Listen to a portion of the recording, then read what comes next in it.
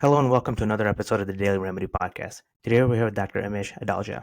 Dr. Adalja is a senior scholar at Johns Hopkins Center for Health Security, an adjunct assistant professor at the Johns Hopkins Bloomberg School of Public Health, and an affiliate of Johns Hopkins Center for Global Health. His work is focused on emerging infectious disease, pandemic preparedness, and biosecurity. And with that, I'd like to welcome Dr. Adalja. Thanks for having me. No, thank you for being here. The past few years have certainly been quite exciting, both from a health policy standpoint and in terms of vaccine misinformation and disinformation.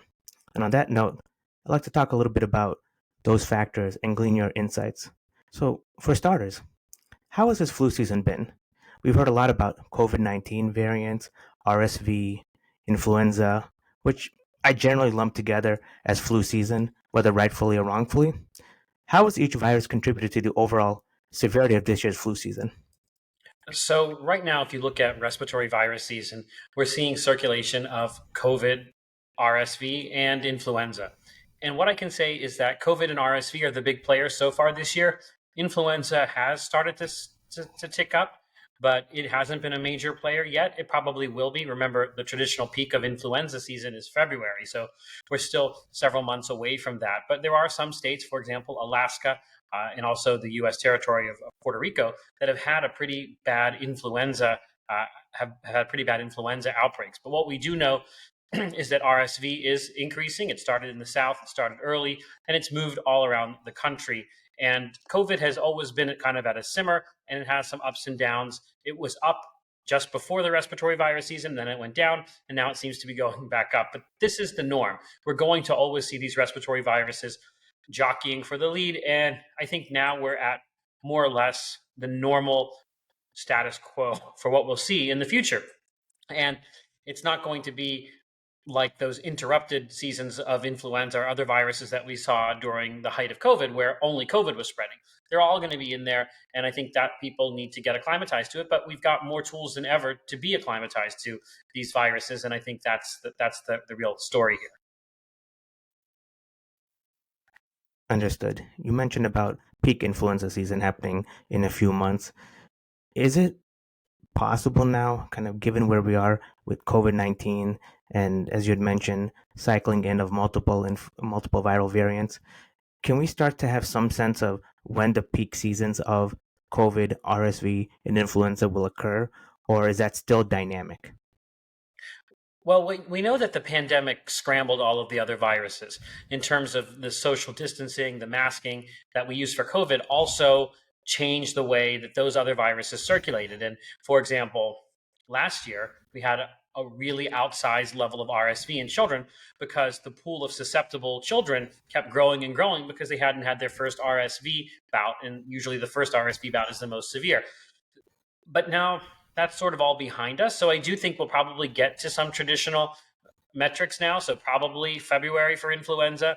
RSV is a little bit earlier than that. COVID will eventually probably settle into a seasonal pattern, but it hasn't quite done that. There's some seasonality to it. We know that it goes up in the winter when it gets very cold, and we know that it also goes up in the summer when it gets very hot and people go indoors.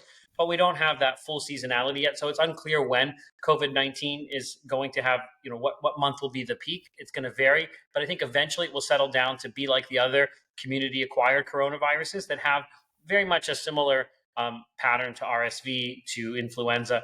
But we're not quite there yet, but you can start to see the outlines of it.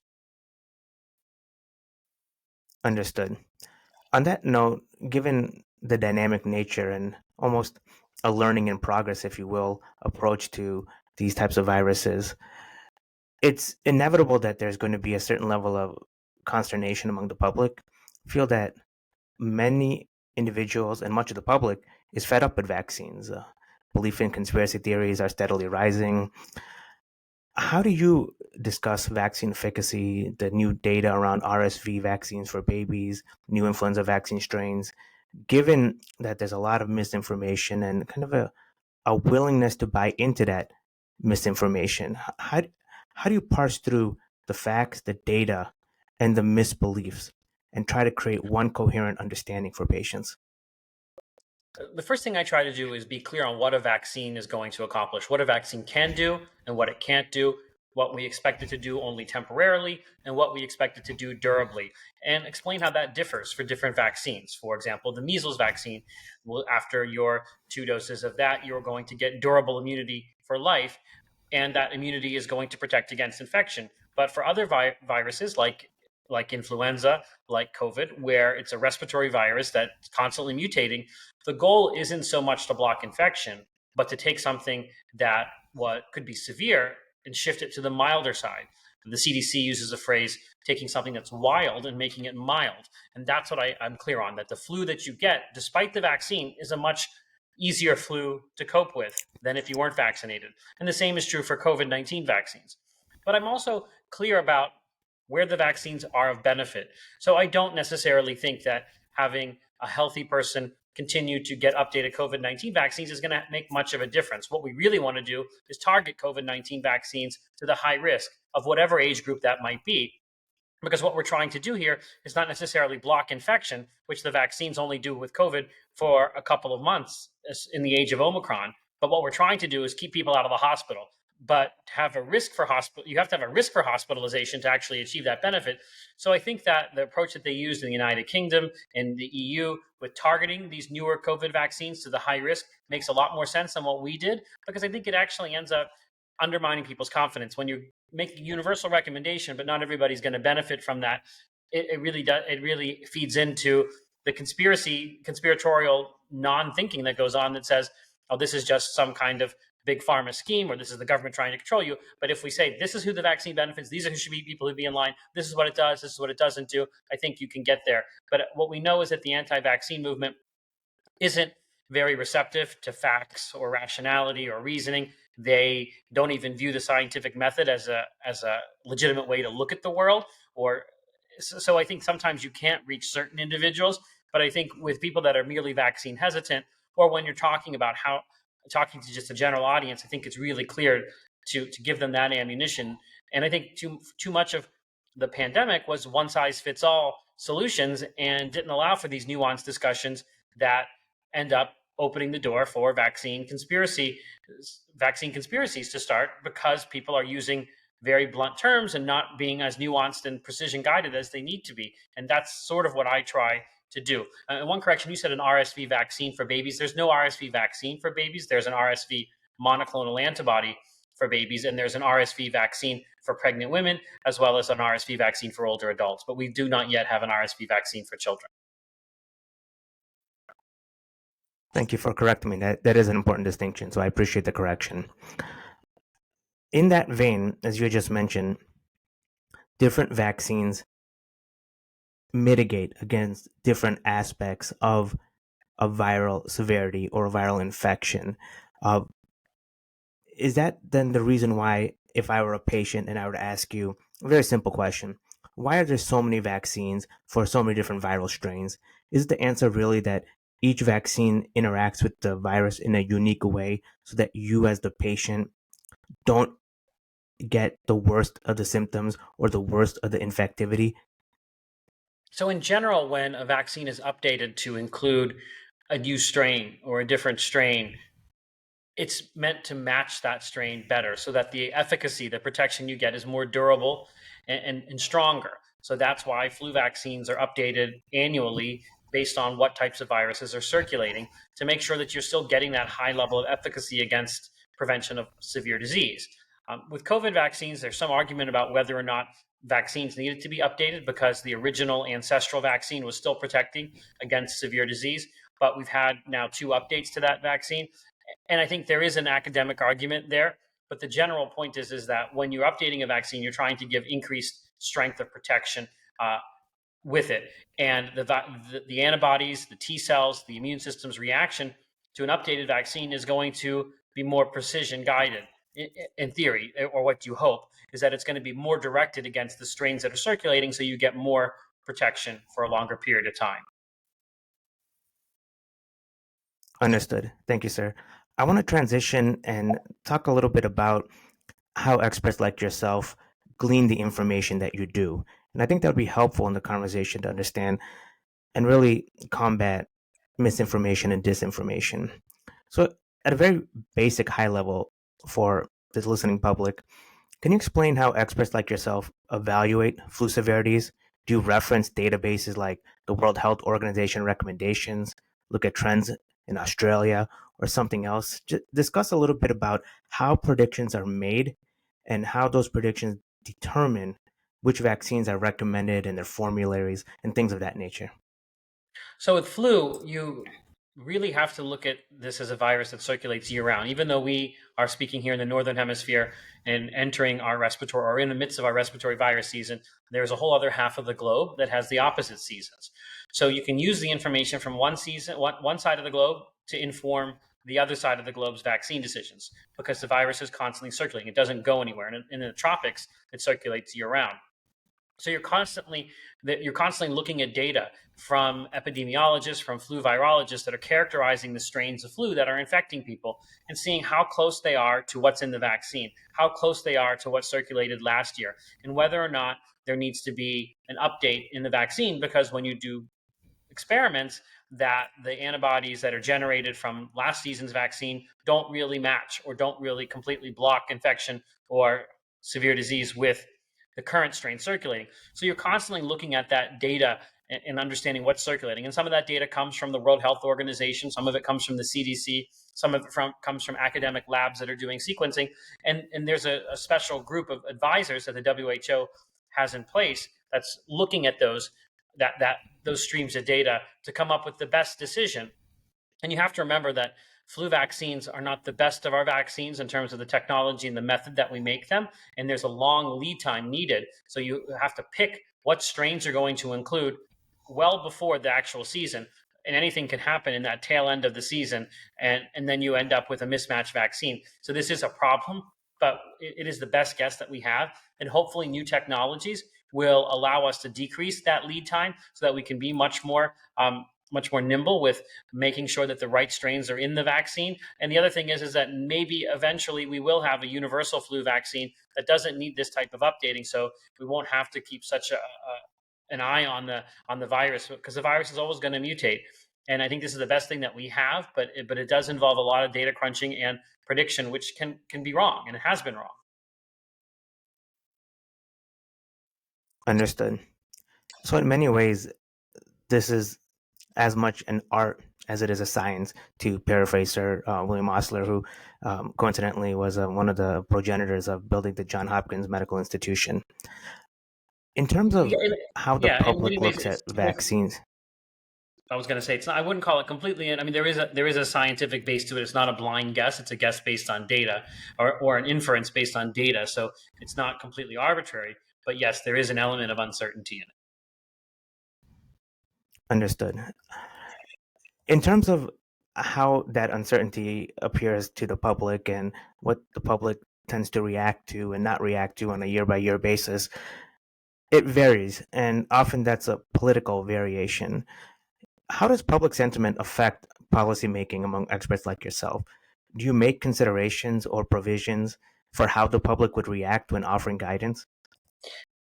Ideally, no.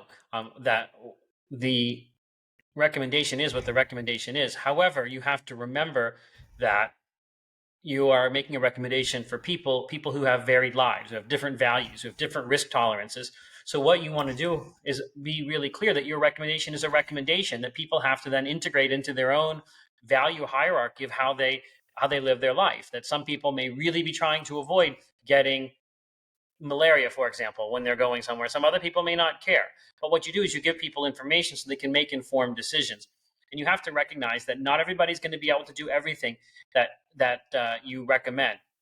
And we learned this, for example, with HIV and sexually transmitted infections, that abstinence only recommendations don't work. People will not follow them. So there's a whole concept called harm reduction that we use in HIV with sexually transmitted infections with injection drug users, where we teach people how to do things safer, give them tools to be able to live their life amidst some risk, whether that risk is HIV, hepatitis C, influenza, COVID, malaria, cholera, whatever it is. You have to give people a toolbox. So yes, the recommendations, what you need to do is science-based. It doesn't necessarily have anything to do with public sentiment, but you have to recognize that your recommendation is now going to be implemented by a person, and that person needs to have options available into it. So you might say, if you don't want to get malaria, do not go to an area where there is malaria. But what if someone says, well, I have to go to a place where there's malaria. I'm going on vacation there. It's really important to me. What do? We give them tools. We say, these are the drugs you need to take. You should use insect bed net. You should use insect repellent. So that's what I think is sometimes lost when people gave recommendations during COVID-19, where it was never do this, never visit your grandmother, never do this, never go to school, never do this in person.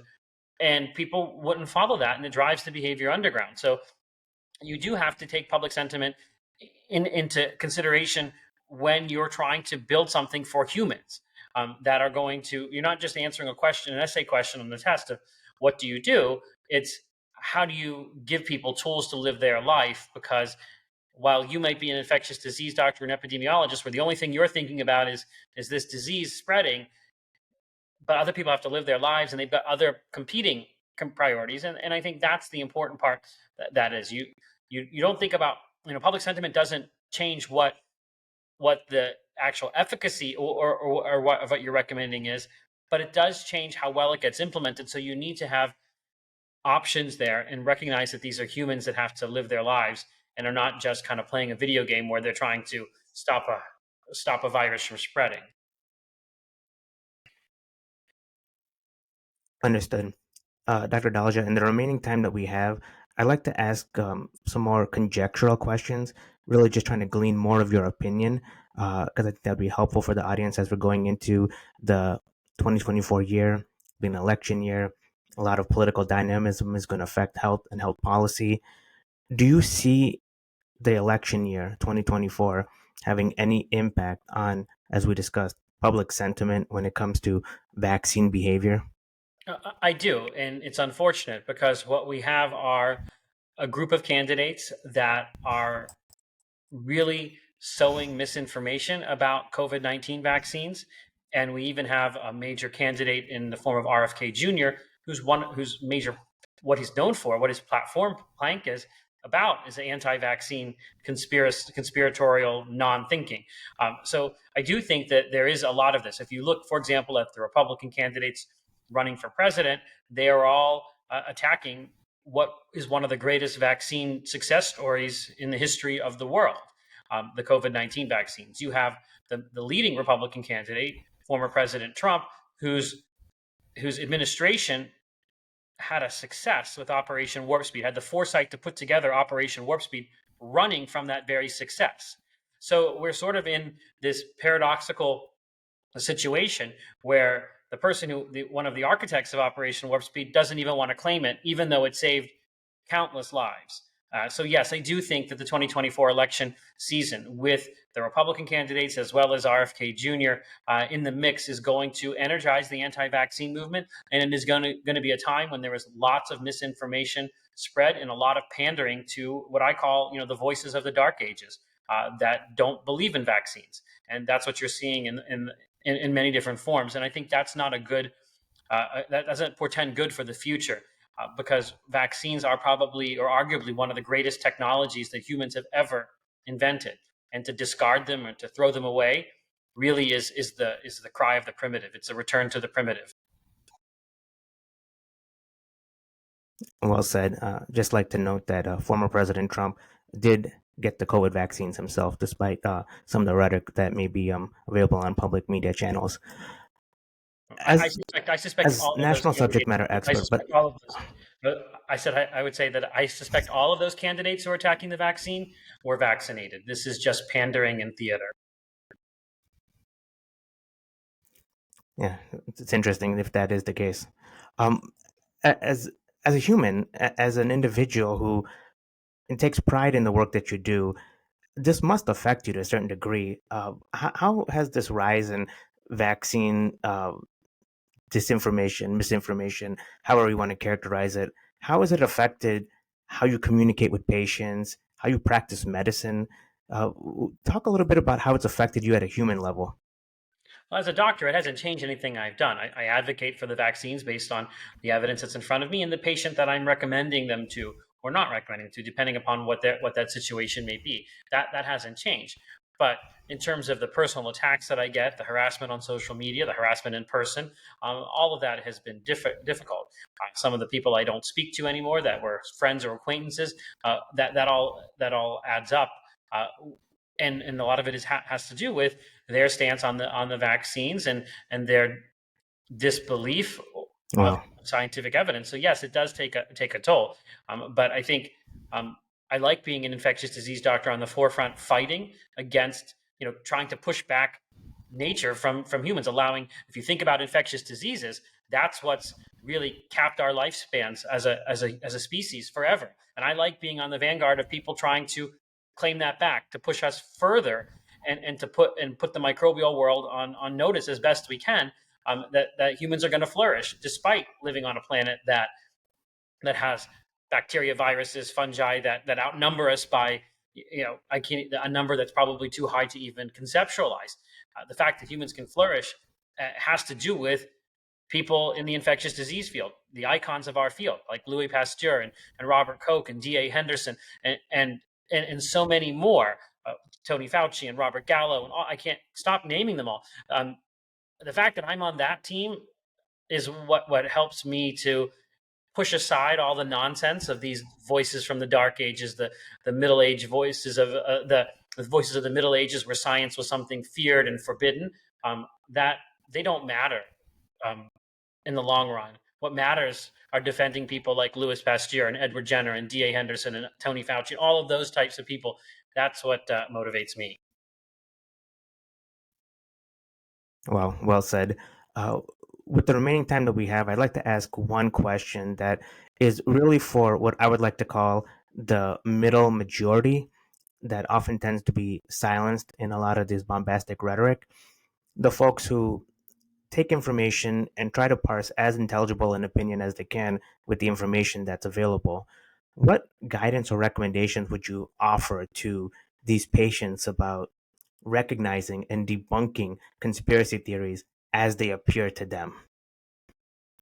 So it's very hard for somebody that's not trained in medicine and science. And even we see in our own field of medicine and science, there are people that have great credentials that are purveying misinformation and outright lies. So it's very difficult if you're a person that doesn't have that type of training. But what I do, we say, trusted sources, but it's hard for people to figure out who a trusted source is. So what you have to do is kind of look at the sources that you're getting information from, and try and understand, does this sound credible? Is this completely different than anything I've heard everywhere else? Does it integrate with what I know about the world and what I remember from science? Does it integrate with what my primary care doctor is telling me, what other doctors that I've trusted in the past have told me? But it's very hard, because it's a technical field and it's hard for people to have completely first-handed thinking. But what they can do is try and look and see what type of evidence people are giving for their arguments, what type of evidence they're pointing to, or are they not even pointing to evidence? They may just be saying anecdotes. They might say, my uncle something something did that. That's not evidence. Are people pointing to evidence, or are they pointing to anecdotes? That would be important, but it's very, very difficult to do that. And I think in general, the mainstream media is fairly reliable when it comes to this type of information. And in most of the medical societies, including the Infectious Disease Society of America, the CDC, are all good sources of information, but it can be very, very difficult. And what I would tell people is to exercise caution when you're seeing something that seems on its face to be outlandish, or doesn't integrate with what else you know about medicine and science, because everybody has some experience with medicine and science. Make sure it integrates with what you know, and then look for good sources as best you can. Talk to your primary care doctor. That's one thing I can recommend, but it's very, very difficult in today's world. Understood. Dr. Dalja, thank you so much for your time. Look forward to continuing the conversation. Thanks for having me.